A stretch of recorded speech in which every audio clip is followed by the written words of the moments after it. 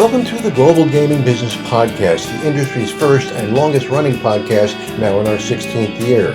I'm Roger Gross, the publisher of GGB, and in a special edition of the podcast, we sit down with Daron Dorsey, the executive director of the Association of Gaming Equipment Manufacturers, on his first 6 months on the job. This week's podcast is sponsored by IGT, introducing the Diamond RS gaming machine, mixing iconic slots and evolved game variations designed to exceed expectations. Discover your next legend at igt.com/diamondrs. Welcome to the Global Gaming Business Podcast. My guest today is Daron Dorsey, the new Executive Director of the Association for Gaming Equipment Manufacturers. Daron, thanks for joining us. First time we've done this as the head of AGEM. It's great to get together with you. Thanks, Roger. Great to be here. And congratulations for getting the job. It's a tough job. I've followed Marcus over the years and I really didn't envy his position, but now you're in it. So thanks for that. And just to, like you said, Marcus did a great job for everybody for more than a decade. Right. And so it's my job is to pick up where everything, all the success that he built, sure, and continue it forward on behalf of the entire supplier sector. Great. So you've been here been in office for a couple of months now. Has it been drinking from a fire hose yet, or what?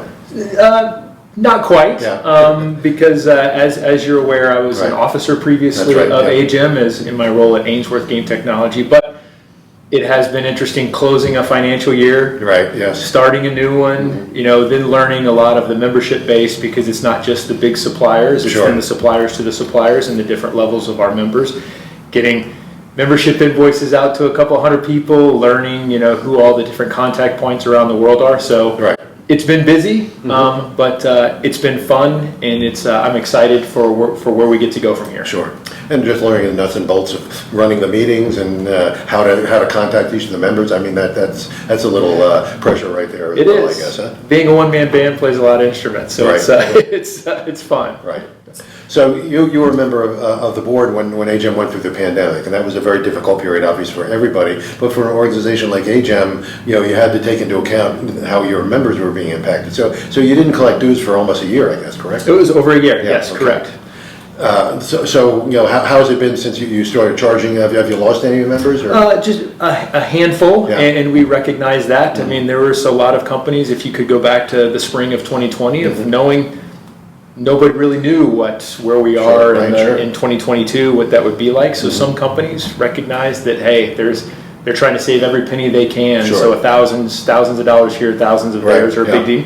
But overall, an overwhelming majority, especially our members that are voting board of directors, member companies, which are manufacturers, have the big restricted or non-restricted licenses across the world. They're all been back. They've been, paid dues for the 21 year, and we're going into the 22 year. So we're still 160, 170 plus strong at this point in time. And you keep adding new members. Every month I see on the meeting recap, you're welcoming new members. Trying to find new opportunities and people that want to be affiliated with AGEM, both on the whether that's professional associations, or we're also trying to talk to people if the interactive gaming, as that's a new thing in the U.S., and sports betting and those types of opportunities. And anybody who wishes to join, we're welcome to have them in the boat with us. Okay, great. So, the members of AGEM are very fiercely competitive, as you know, having worked for one of them in the past, for a couple of them in the past. But in AGEM, they get together for the betterment of the industry. What does it take to continue that cooperation between all your members? I think it really kind of takes care of itself in a lot of circumstances. And what I mean by that is, yes, everybody's competitive on a commercial marketplace, because a business opportunity that one company gets, maybe they're fighting with other member companies for that opportunity. But the privilege license regulated business environment is the same for everyone. We hold the same licenses, we confront the same regulatory challenges or issues that confront the industry as a whole. And so I think that's where everybody can use AGEM and the AGA in their backyard as well, is to find issues that the industry can always agree about, and then find ways that AGEM can help solve those problems, whether that's interfacing with a regulatory authority, a legislative authority, or just, quite frankly, this is an industry-wide issue, not one company having a particular problem it wants to solve. Sure, absolutely.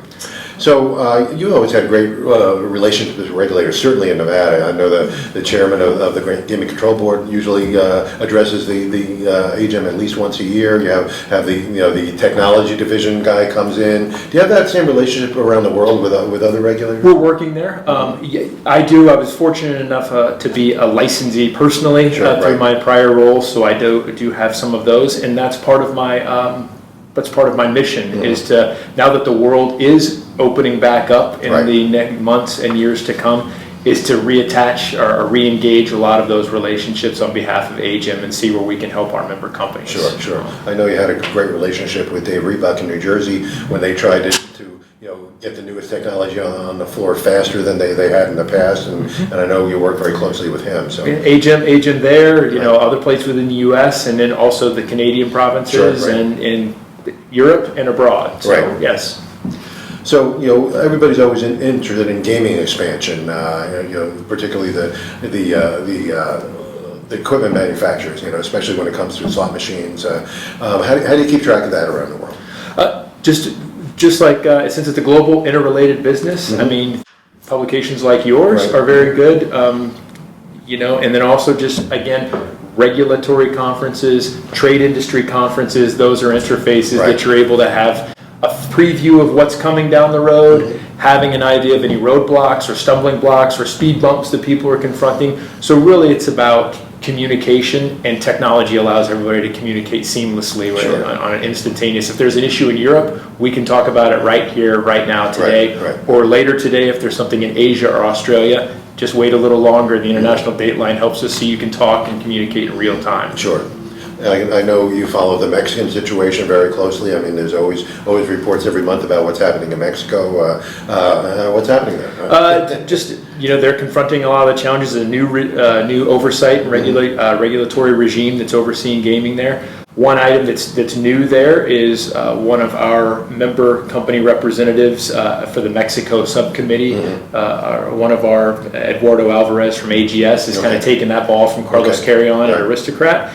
And again, he's got a direct relationship with them, and in fact, there's some ongoing efforts to try to get some engagement, almost education opportunities for those new regulators that don't have any experience with gaming, and trying to figure out if that's the best thing through the IGI here at UNLV or other regulatory organizations, whether that's the IMGLs of the world or IAGAs of the world, and try to get those resources to those new possible, because I believe in that jurisdiction more than anything else. A lot of people that don't have exposure or experience with gaming are the ones that then end up overseeing gaming. So there's a lot of learning curve associated with that. So as the member companies, we try to provide that for them. Sure. Well, you mentioned all the constituencies you have. I'm going to run through all these acronyms. AGA, ECA, IGSA, GGW, IAGA, ICRG, and now I guess we call it IGA, right? Right. That's right. That's correct. So you have relationships with all these. How do you put them all under the same umbrella, that we're all working together once again? Well, like I mentioned earlier, everybody has a same common theme, which is everybody wants to see expansion and continued progress for regulated gaming opportunities around the world.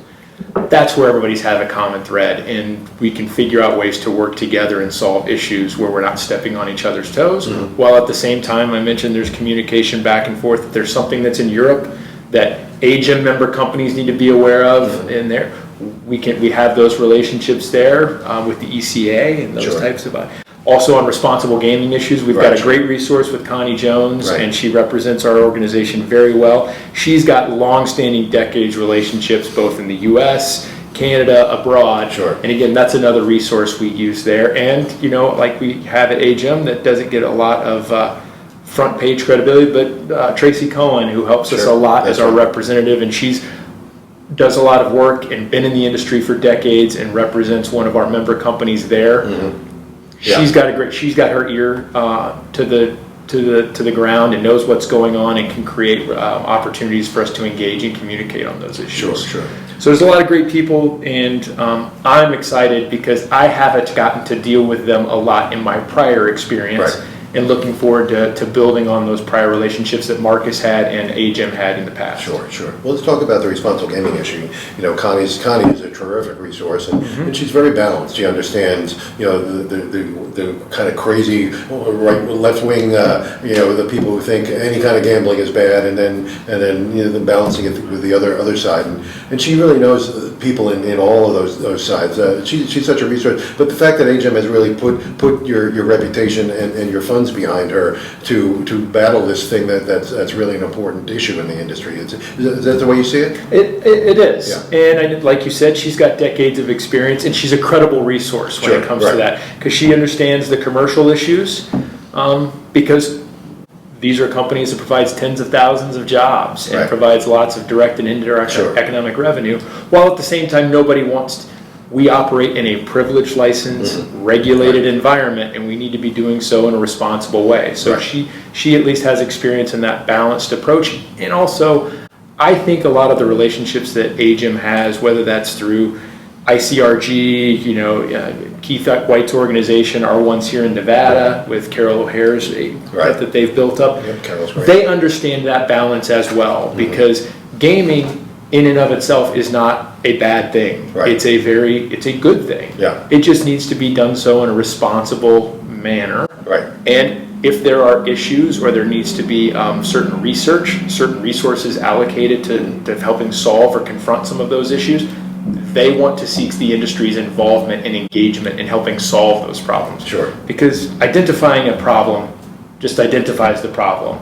A lot of those organizations, and Connie's great in working with them, they try to help solve the problems, and she's been a great resource for us on that. And just last week we had the AGEM golf tournament, which benefits the International Center for Responsible Gaming, and you've raised millions of dollars for that organization. Yeah, it's a great organization, and its new CEO, Executive Director Art Pikowski is a great guy. He's a fundraising whirlwind machine, but it's great. And he's energetic because it's something. You have conversations with folks at the ICRG, and it's great for them to hear that the mission is, let's really separate the wheat from the chaff and identify the issue. Is just because something might have some bad effects or some negative effects on a small basis, let's identify that those are really small and minute, and then direct the resources into solving and researching those issues. Not just create a big giant one-size-fits-all approach. And so he's putting together a lot of great efforts, and whether it's fundraising, engaging, and bringing new people into ICRG that haven't been there in the past, from the operator side and from the manufacturer side and from the academic side. So it's a really great organization to be involved with. No question about that.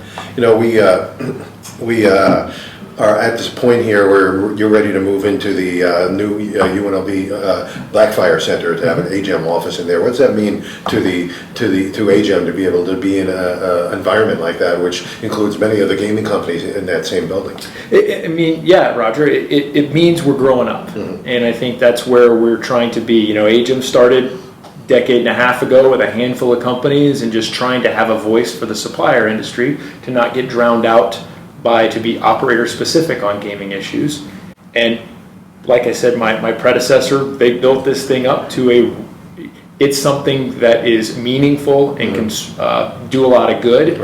But in doing so, having a new office in a physical business location is a good thing about our organization growing up and further maturing. But more importantly, it's to be involved in a project that has both UNLV and some of the gaming.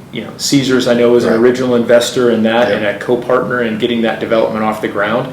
It's a great synergy for what AGEM wants to be a part with. We still support educational initiatives both at UNLV and other places, and our commercial gaming partners on the outside. And being able to have an office location in something that really spotlights gaming and where gaming is now and where gaming can go. That's the perfect place for AGEM to be and to build its future in the next few years. Just the title of the Innovation Center, that's what you want to be in the place where innovation is created, I would imagine. Absolutely. But also sending that symbol, telling people that we really care about UNLV and its place in the Las Vegas community, and we want to be part of its continued growth and maturation as well. Okay.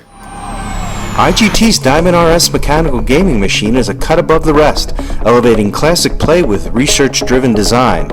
Honoring iconic slot history, the Diamond RS cabinet delivers appealing retro styling, modern features, large top box, and extended content support package featuring top-performing games with bundling capability. Steeped in market research and fueled by passion and collaboration, Diamond RS is real gaming for real players.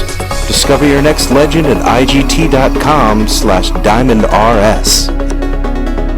So, a little touchy issue here is that if sometimes there's non-agreement between the suppliers and the operators. For example, in these states where they want to introduce the slot routes, things of that nature, which kind of compete with the casinos. How would you handle something like that? I mean, we're talking about Missouri is considering that now.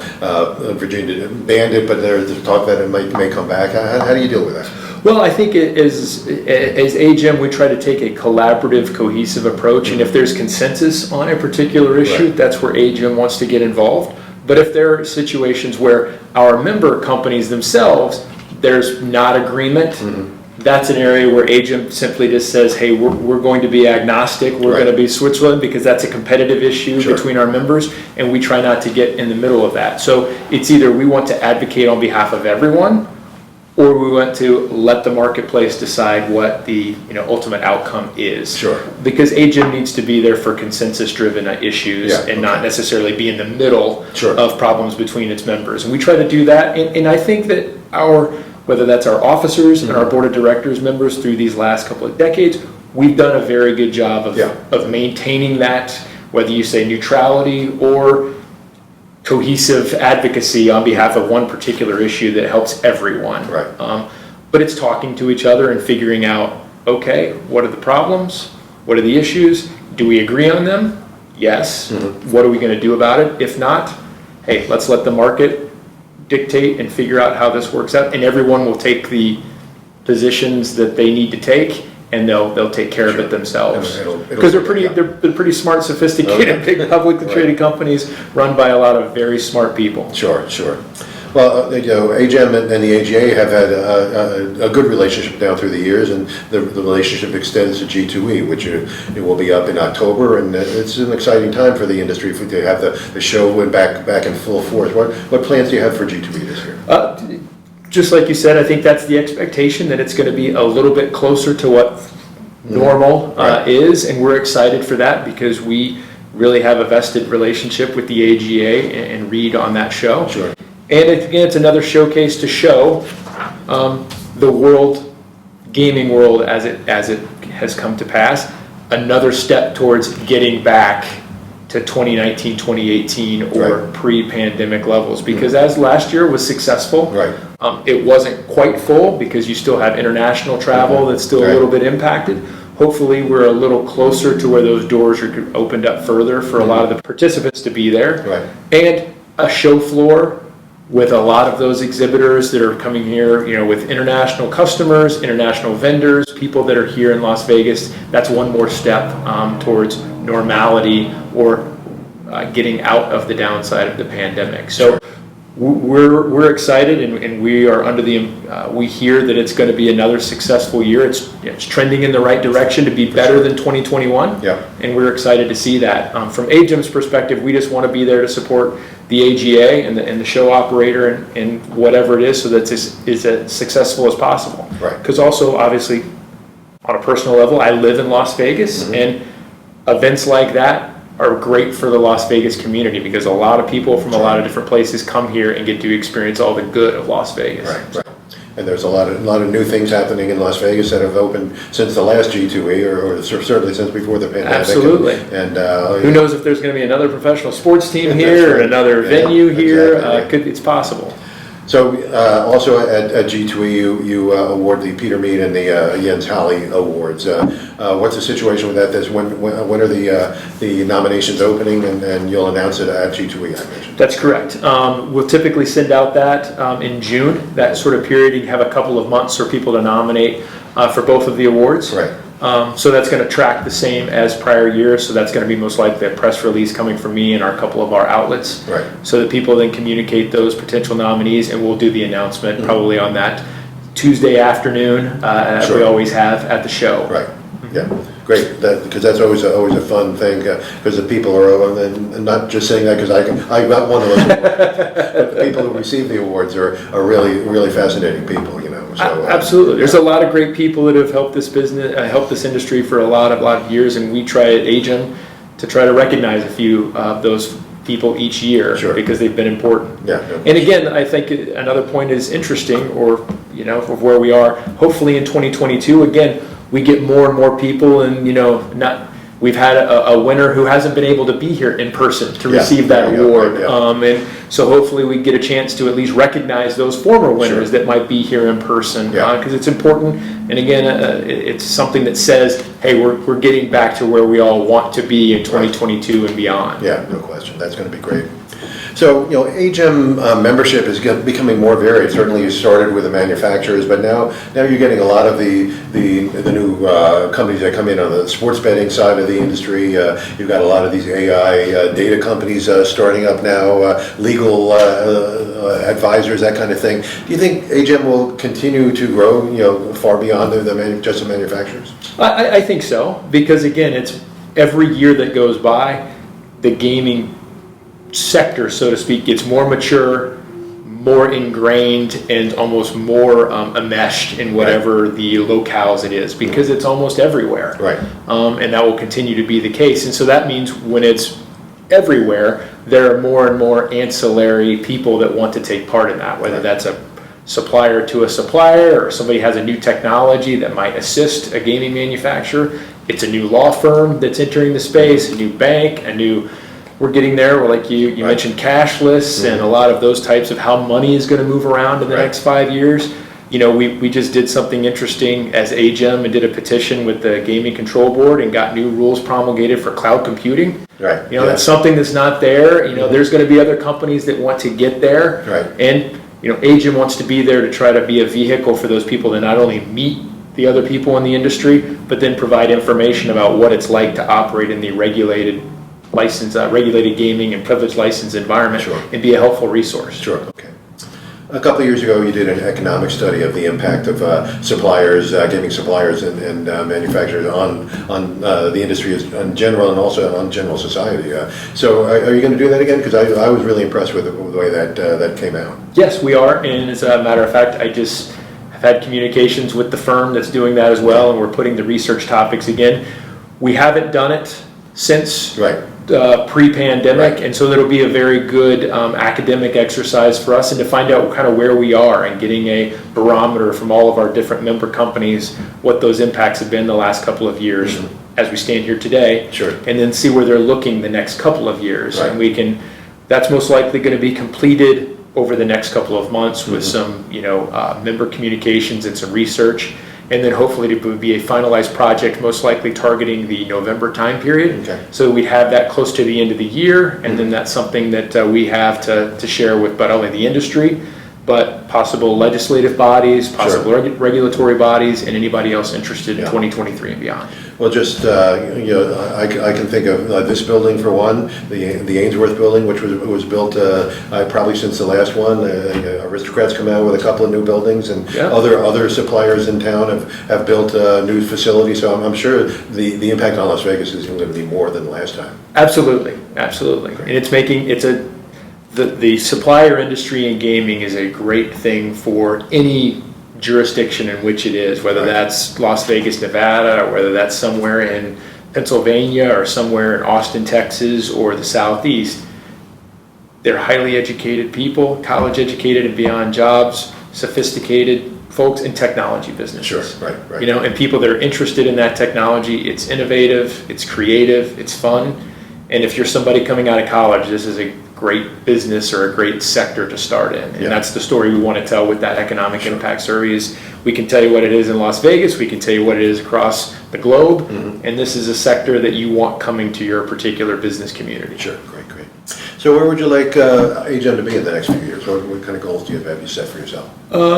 I think AGEM, we want to just continue on the course that we're on. We've got a great foundation and building that. I think what would be a good opportunity for AGEM is when there will be a new emerging markets whether that's domestic in the US or possibly some other international markets. AGEM can be there on behalf of the supplier sector to advocate on the supplier specific issues, whether that's technology standards, regulatory standards, because more different than operators, our technology companies and supplier companies, they operate everywhere. They're licensed in every jurisdiction around the globe because they supply customers of all shapes and sizes in the regulated gaming space. The supplier sector of anybody probably has a really good handle on what those issues are and some of the good and some of the best practices and how they can be improved. And we'd like to have, we'd like to see AGEM have a seat at the table or be able to help as those new markets come to pass, when they pass their legislation, regulatory standards, or whatever else, and be a resource for those jurisdictions. Okay, great. Well, Daron, Dorsey, thanks for taking the time. I want to do this every year. I did it with Marcus every year. I want to continue that tradition, and we're proud to be the official publication of AGEM. So thanks very much for taking the time to talk to us. We'll do this next year. Absolutely, and great for your partnership, Roger.